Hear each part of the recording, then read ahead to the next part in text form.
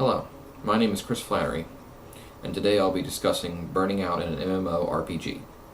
An MMORPG stands for Massively Multiplayer Online Art Role-Playing Game. There are quite a few people play these games. About $6.5 billion of revenue is generated by MMO games every year. There are about approximately 50 million people who play them in the US alone. Now, there are several different ways to play an MMO game. There is free-to-play, like games like Star Wars, The Old Republic, and Dungeons and Dragons Online. There are single retail use and then free-to-play, like Guild Wars and Guild Wars 2. And then there are subscription services, like the World of Warcraft and The Elder Scrolls Online. Well, the main one we'll be focusing on is the largest subscriber-based video game, World of Warcraft, which has 7.8 million players in the entire world by the end of 2013. Now, burnout has various causes and has as I'll discuss later, has an economic effect on these companies. First is the fact that once you reach the end level cap, which is the maximum amount of level that you can generate, play can start to become repetitive. You end up doing the same thing day in and day out. Another part is the social aspect of the game creates problems for you. When you end up overloading your responsibility as a leader of in-game organizations, they have various names, clans, guilds, what have you, but at the end of the day it requires people to actually run them, and you can overload yourself and end up not being able to convince yourself to even log in. That's a problem, and that can lead to burning out, not wanting to play the game anymore. Another problem that happens is what's called progression. Progression basically is taking your character in game and making it as powerful as possible through gaining more gear, more progression, more points, what have you, whatever the metric is that by which power is attained in a massively multiplayer online game. At a certain point, however, you do reach the end. You cannot get any more gear. You cannot get any more points. You cannot progress any further. After that, the desire to get on and log on again and continue paying for service if you're playing a subscription-based one, or logging in and buying items, which is buying items from the in-game store, which is how free-to-play games make their money. Then you're not going to do that. Another problem is when they change to the player's class. Basically, every game has set classes that you basically play that perform a certain role. When they eventually game companies will change up these classes to basically to freshen it up. However, some people don't like this freshening. They prefer to be what they're what they were, and just want to keep things familiar. So you do have a bit of burnout from that. Another problem, and this is an opposite end of the problem of reaching the end of your gear progression, is just basically roadblocks.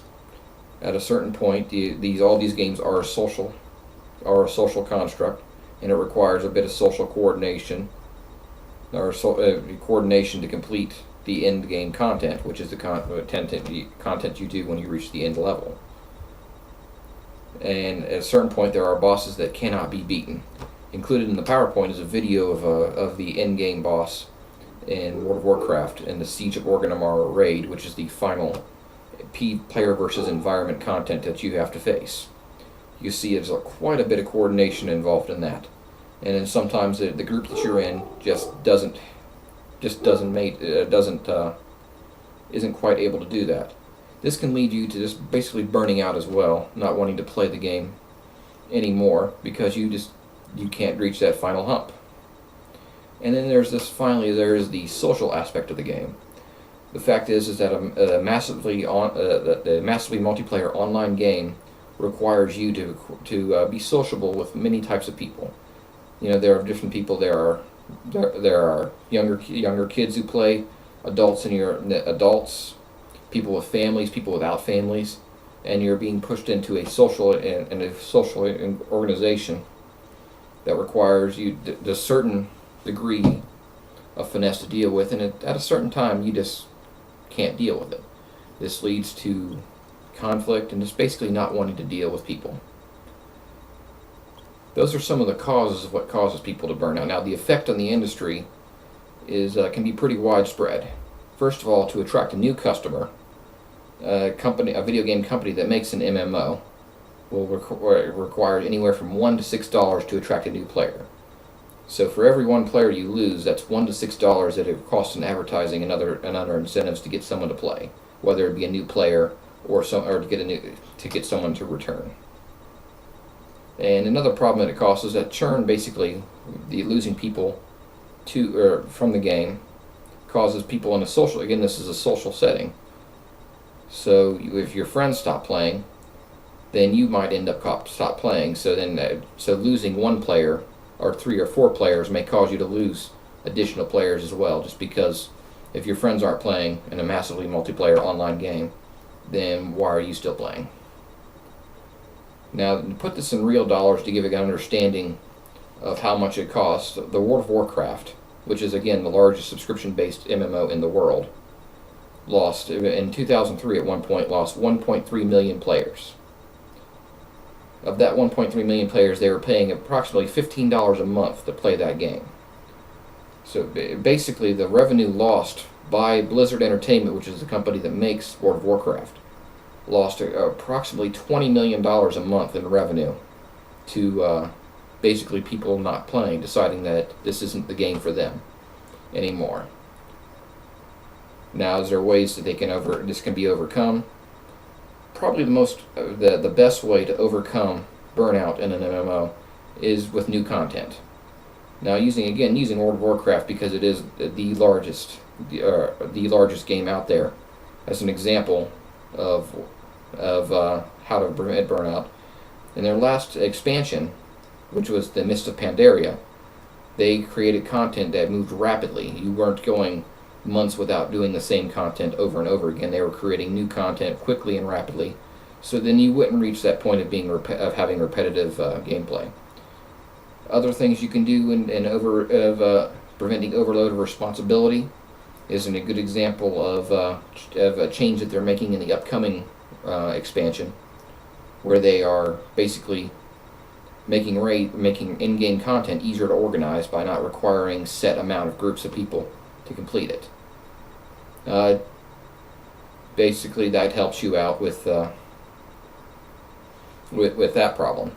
As far as reaching the chain of progression, not much you can do about that. At a certain point, you just reach a cap and can't do much about that. Changes to players' classes, really not much you can do about that because you have to change up the classes to keep things fresh. As far as roadblocks and in-game content, they actually have a way of dealing with that, which is to reduce the amount of damage done and health that a in-game progression boss has. So that gives someone a chance who's been stuck at a boss for a while, gives them a chance to complete it. And as far as the social aspect, we deal with people as human beings, so we have to basically, not much you can do about that as a company, but as people, we can help it out. If you're playing an MMO, try treating someone with respect, being a good person, and treat someone how you want to be treated.